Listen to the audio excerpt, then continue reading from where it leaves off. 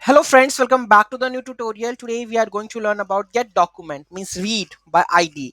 Those who haven't subscribed my channel yet, please do subscribe my channel.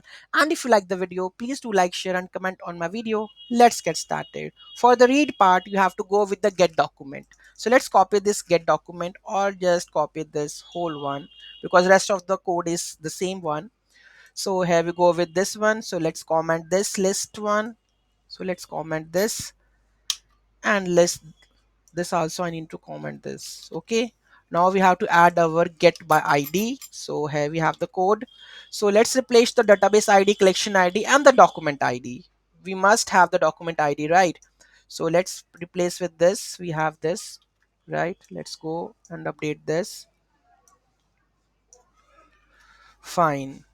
Okay, now the document id and in the list we have, if I go to my console, here we have the document id. Let's we're going to use it, helmet one. Okay, so this is our document id which I'm going to replace it up. Okay, fine. What it says, unexpected. Okay, comma. Fine. Document retrieve. Okay, let's save this and retrieve that by id. And here we have the helmet id. Okay, the record is fetched successfully. So this is how you can fetch a particular record from the Appwrite collections. Any doubt, any query in that, do let me know in the comment section. Thank you so much for watching this video. Have a great day.